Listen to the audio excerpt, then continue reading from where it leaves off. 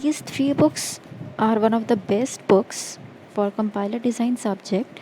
The first one is Principles of Compiler Design by Holman, which is preferred mostly, and this the second one book is Compilers Principal Techniques and Tools by Ahu Sethi and Ullman.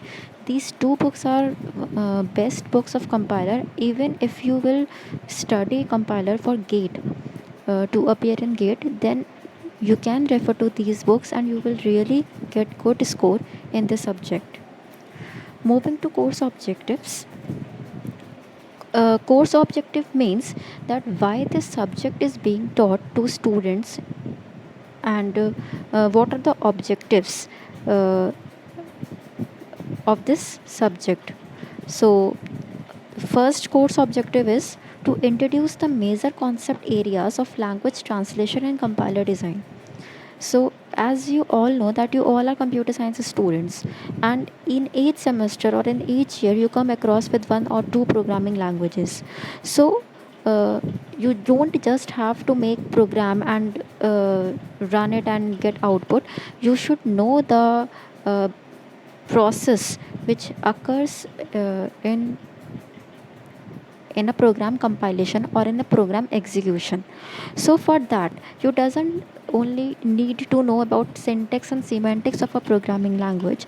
You should also know that how a program written in high level language is finally executed and how it is converted into machine language.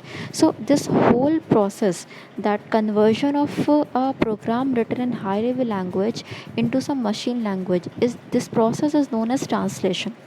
Okay, so the first objective is that you should know how the language translation takes place and what is the role of compiler in translation process.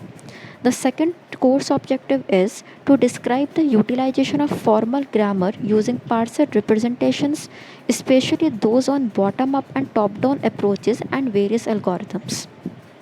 You would have studied about context free grammar and context sensitive grammar in your last semester in theory of automata and formal languages subject. So you will make use of those concepts in this compiler design.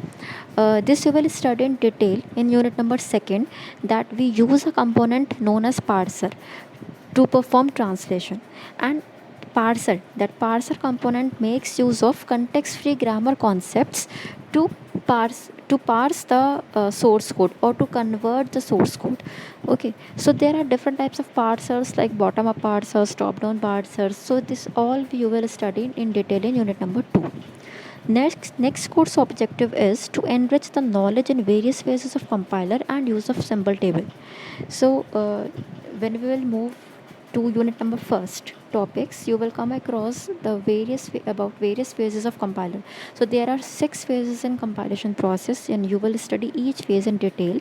So one of the objective is also give knowledge to student about how the compilation process takes place in different phases and what is the use of symbol table. Symbol table is a type of data structure which is used in compilation process, and this you will study in detail in unit number 4.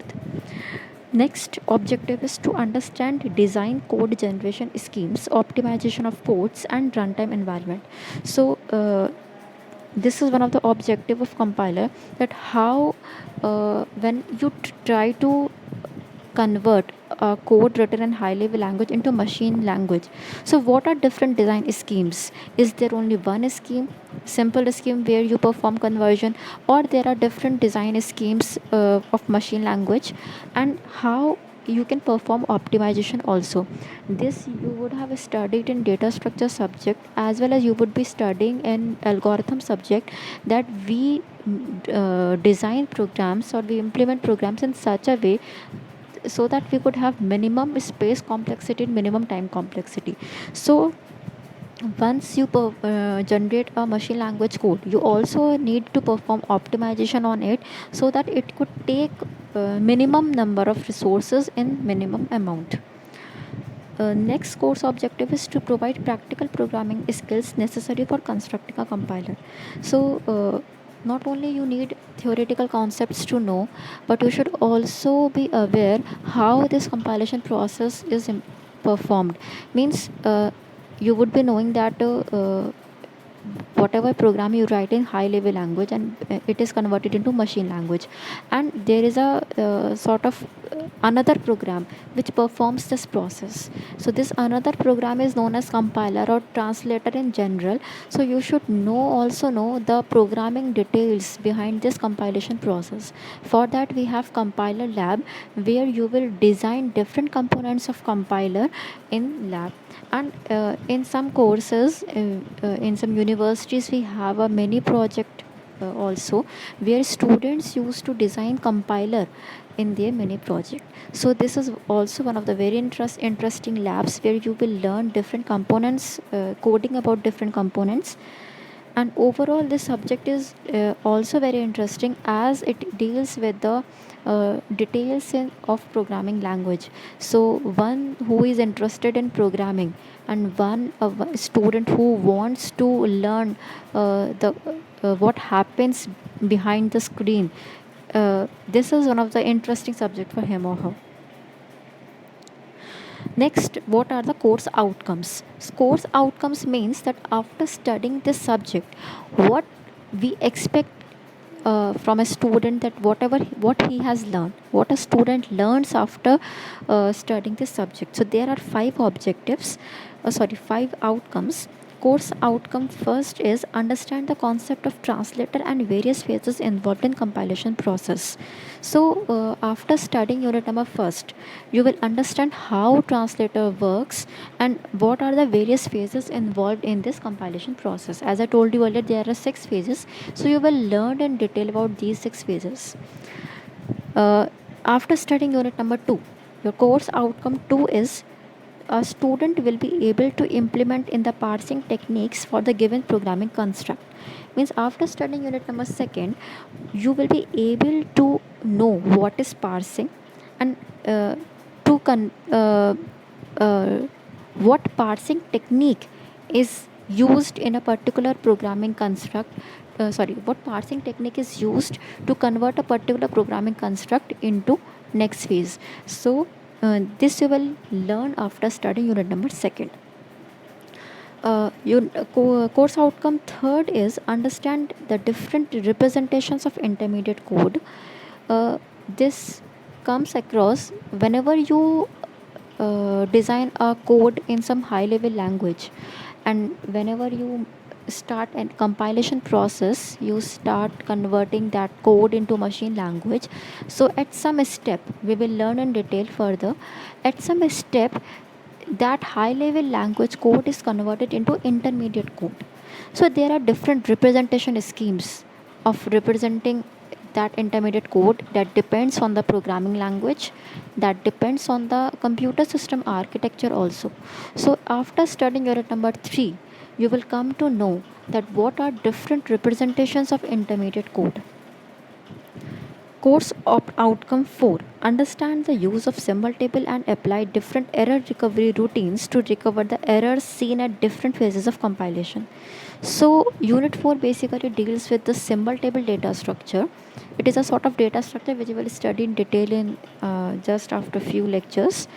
And after studying unit number 4, you will learn in detail about what is symbol table, and you will also come to know about different about error recovery process also.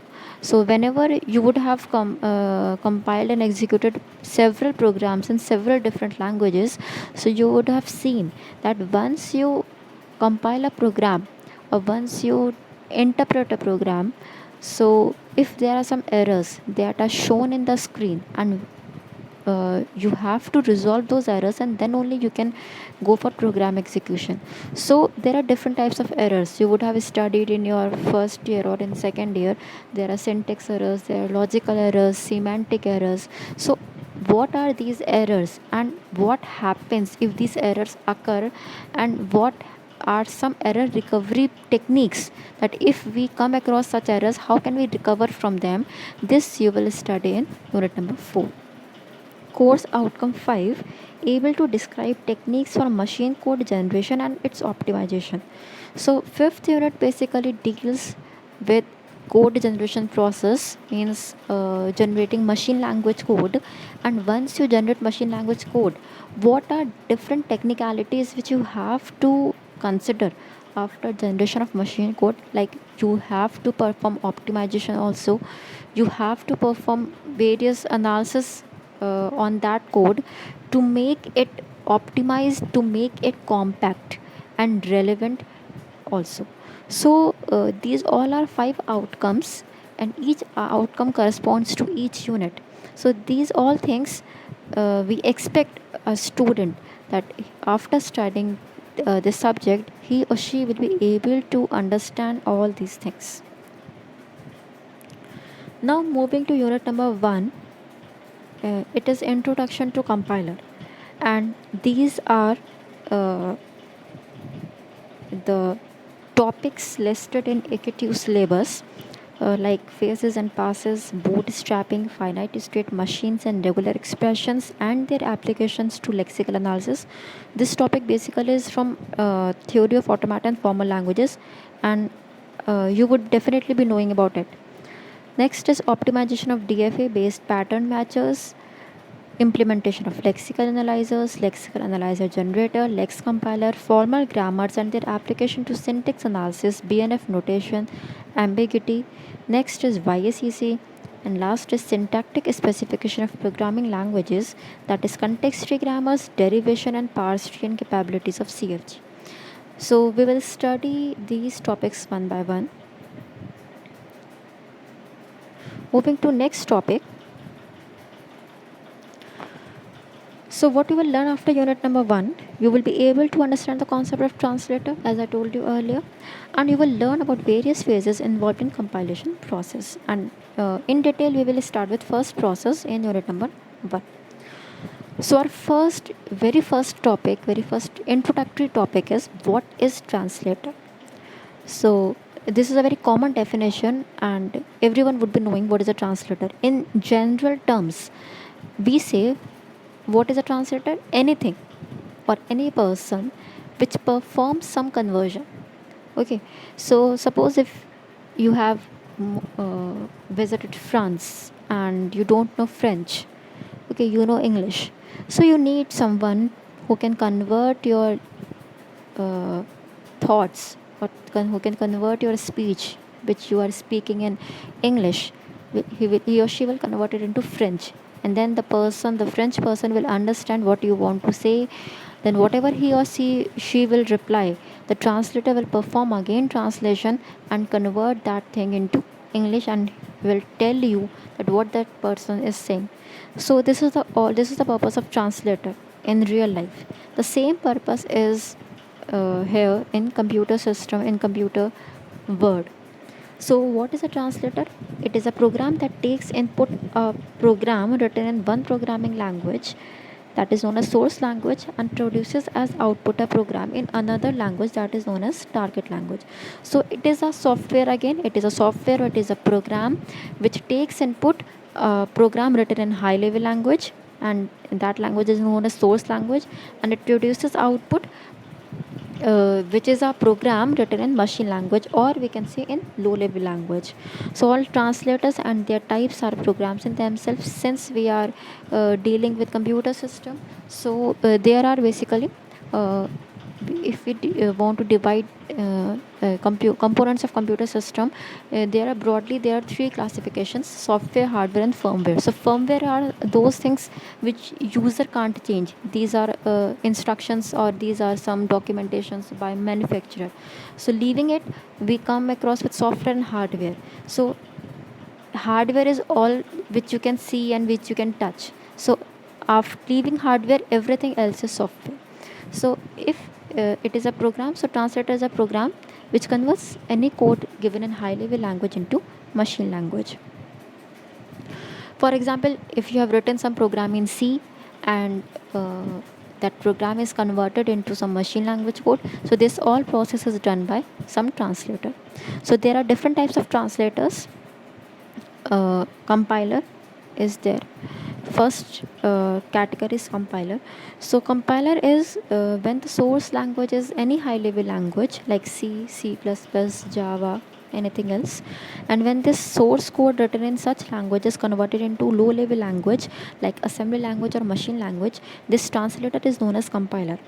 So what does compiler do? A compiler creates machine code that runs on a processor with a specific instruction set architecture which is processor dependent. Instruction set architecture means that each computer system has some specific architecture. This you would have studied in detail in computer architecture subject in third semester. Okay, so for example, you say that this processor is 64-bit processor, this processor is 32-bit processor. So, what does it mean? 64-bit processor and 32-bit processor. It means that when you say that this processor is 64-bit processor, it means that in instruction, whatever instruction is generated in machine code, this instruction will be of 64-bit. Okay, it will not take more than 64 bits. So why this information is important? Because whenever a compiler creates machine code, so that code is again written in some low level language, that language which will run on computer system, because we know high level language cannot is not understandable by machine. So machine language is understandable by machine. Okay, so uh, whatever code we are writing in machine language, that should satisfy certain instruction set architecture which is specific to that particular processor. Okay, so whatever code you write in high level language, that is mostly that is processor independent. ठीक है, उस code का उस particular machine से कोई relation नहीं होता है. Suppose you are writing a program of adding two numbers, तो अगर आप उस प्रोग्राम को 32-बिट प्रोसेसर पर चलाओगे that will run same, that will give same output. 64-बिट पर चलाओगे वो भी सेम आउटपुट देगा. तो हाई लेवल लैंग्वेज की यही स्पेशलिटी होती है कि हम बिना मशीन आर्किटेक्चर को देखे हुए we can create program. Okay, so this provides ease to the programmer. But अगर हमें उस प्रोग्राम को एग्जीक्यूट कराना है तो that program needs to be converted into machine language code. And whenever you deal with machine language code, you have to consider all the details of that processor architecture. Next, a cross compiler, however, can generate code for a platform other than the one it runs on it. Cross compiler is a type of compiler which uh, runs on some particular machine and it can create a code for some other particular machine. So this is a different topic which we will study in unit number first. So this is the block diagram of compiler, that you take input a source program and you give a target program, and if there are some error messages, sorry, if there is some error, then it generates some error messages. Once you resolve these error messages, these are convert, then finally you can get the target program. Before that you can't get. Okay, choosing a compiler means that first you need to know the ISA, that is instruction set architecture, operating system, and the programming language that you plan to use. So we can't randomly select a compiler for a particular language. There are certain things which we need to consider. First we need to consider the processor and its architecture. We need to consider the operating system on which the compiler will run. We need to know the programming language, that high level language for which we are using compiler. Next category of translator is interpreter. So interpreter takes some code written in high level language, and instead of generating machine code, it first convert that high level language code into some simplified form known as intermediate code, and that intermediate code is finally converted into machine language. So there are different types of interpreters. Not all language perform interpretation. Like C++, they are compiled, they are not interpreted. But Java is some language which is interpreted as well as compiled. So there are different types of compilers, like syntax directed interpreter, which generates syntax tree as intermediate code. Okay, as I told you earlier that uh, between source code and machine code there is one more step, and it is known as intermediate code generation. Okay, so this intermediate code, uh, based on different intermediate codes we have different interpreters. Like if the intermediate code is of the form of syntax tree, then it is known as syntax directed interpreter. Okay, there is bytecode interpreter which generates intermediate code in the form of bytecode. There is threaded interpreter, just in time. Now our next topic is what is the difference between compiler and interpreter. So we will differentiate between these two type of translators on the basis of some parameters. So our first parameter is that it takes compiler takes an entire program at a time. Means that whenever a compiler translates a source program, it takes the whole program at a time. But on the other hand, interpreter takes line by line uh, the given source code. The next parameter is output. Compiler generates intermediate object code, but interpreter does not generate intermediate object code. It simply converts the given source code into some intermediate code, intermediate representation, and then it finally converts into machine code or object code. Next parameter is working mechanism. Compilation is done before execution. Whenever a compiler is in process, it first compiles the whole program, and when it finds that there are no errors, then and when the compilation process is done, then only execution process can start. But in case of interpreter, compilation and execution can work simultaneously. For example, if you would have if you perform tracing on a C program using F7 key, this is just a sort of interpreter. It checks line by line, and if that particular line is correct, then it executes that particular line of code. Next parameter is speed. Compiler is comparatively faster because it takes the whole program at a time, and interpreter is slower as compared to compiler. Why? Because interpreter takes the code line by line. So if there is an error in one line, it cannot move forward until and unless that error will be corrected. Next parameter is memory. Compiler takes more memory because it creates object code. So object code needs to be stored in memory. Then further more processes performed. We will study it in after some slides. But interpreter takes less memory because it does not create any intermediate object code. Next parameter is errors. Compiler generates errors and it lists out all errors at the end of compilation, but interpreter lists out the errors at the same time. Okay, therefore it is slower, as I told you earlier. Next parameter is error detection. Case of compiler, error detection is difficult because if you would have compiled a source code written in C or C++, you would have seen that all the errors are listed at the last of the source code. So the line number is mentioned, and corresponding to that particular line, error message is also displayed. So sometimes it becomes difficult to find out, to trace out the errors. But in case of interpreter, it is very easy, because if there will be some error in some line, then it will not move forward until and unless you will correct that error. Next parameter is code length.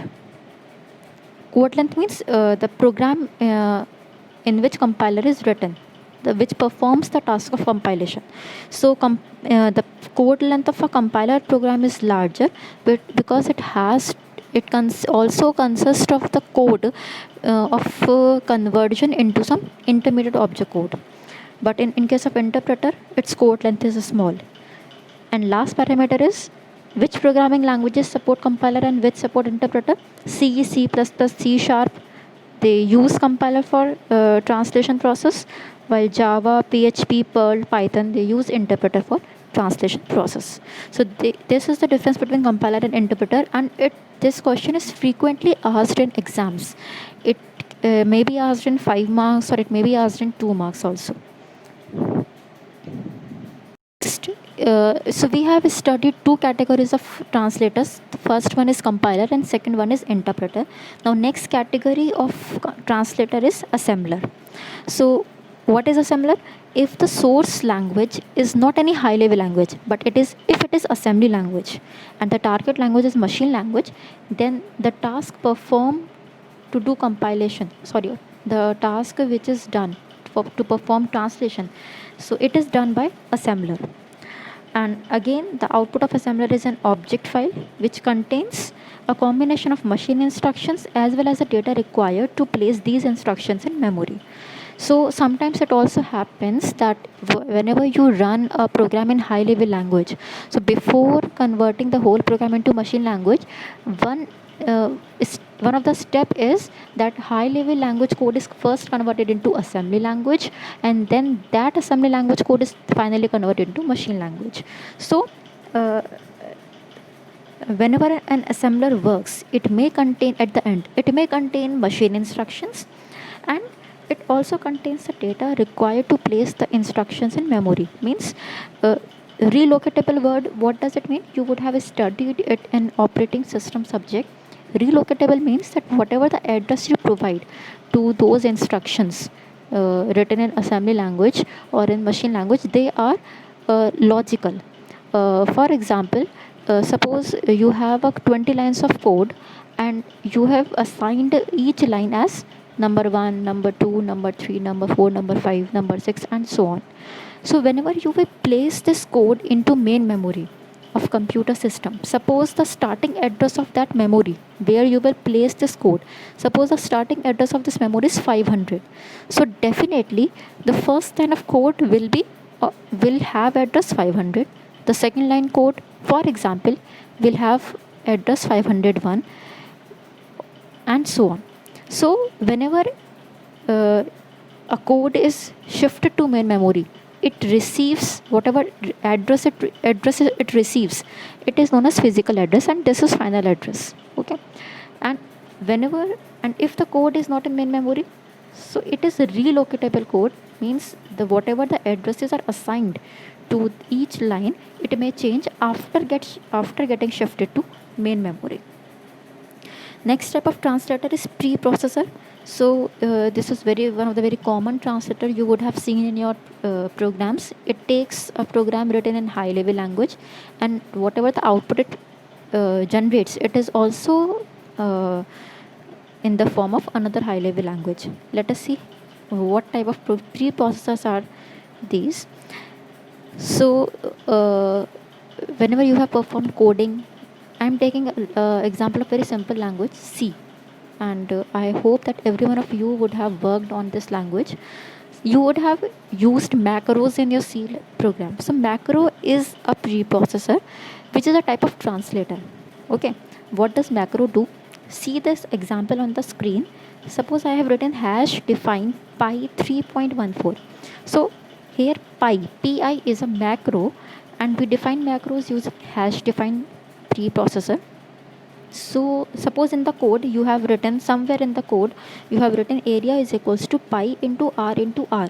So what will happen whenever this program will go for compilation?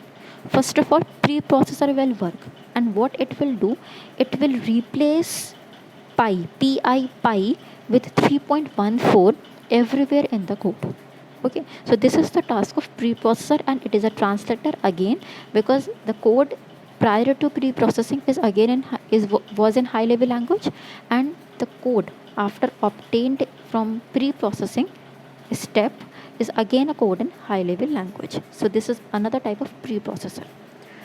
This is another function of preprocessor. First one was macro expansion, second one is file inclusion. So whenever you use any header file in a program, like you have used hash include stdio.h, so whenever your program will go for compilation process, so first of all pre-processing will be done, and all the macros will be replaced by their values, and whatever header file you have mentioned in your program, all the functions listed in header file which you have used in C program. So all those functions will be replaced by their definition. So whenever, suppose in stdio we have printf function, scanf function, so whenever you have used printf, so it will be replaced by its definition.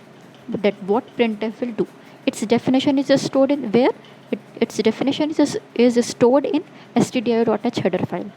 Okay, so this is known as file inclusion. Now, next topic is need of translators. Why we need translator? What is the requirement of it? So, as you know that uh, we understand high level language because machine language is written. Machine language is what? It is a composition of zeros and ones. So, suppose I use a word compiler. So I understand compiler compiler because it is written with using English alphabets. So I understand this word, but computer system won't understand what compiler is because it doesn't know English. Okay. But computer understands machine language. It only works in the form of zeros and ones. So if you are said that I am giving you a word 0010100001. So if I say what I have said, what is this, what does it mean in English, so you don't understand what is 00111. You will just say, oh, it's just a combination of zeros and ones. But for a computer, this 00101001, whatever the word is, it will have some relevance, it will have some meaning. So there is a gap that user who wants to use computer system is not aware of machine language, and computer system through which we solve our problems is not capable of understanding our language. So what is the solution? We have designed, human beings have designed a high level language which contains, which has some particular syntax and semantics, and which can be understood easily by the user because it is composed from English. And what we have generated, then we have designed translator which will perform the task of translating any code written in high level language into machine language, so that we could easily use computer system to solve our problems.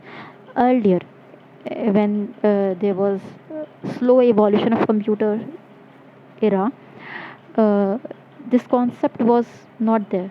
The concept of high level language was not there. So it was a very tedious job for a programmer to make use of computer system to solve any particular problem. So earlier they used to work using punch cards. You would have heard the name. So it was very tedious job. It used to take months to solve a particular problem.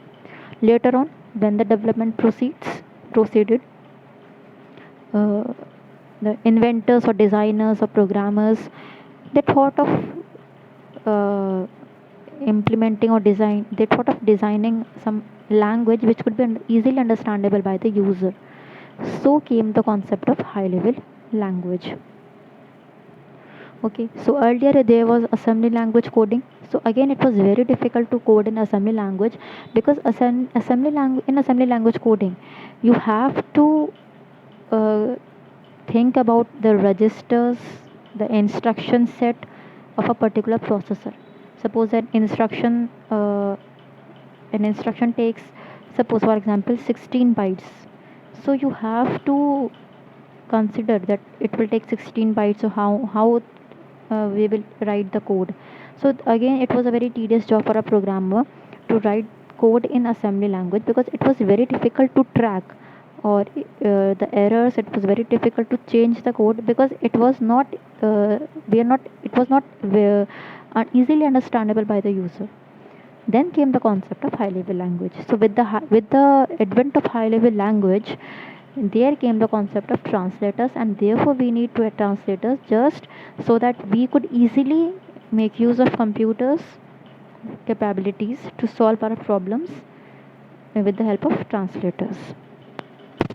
Next topic is program execution.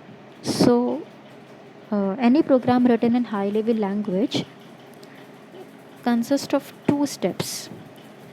First step is compilation, and second step is execution.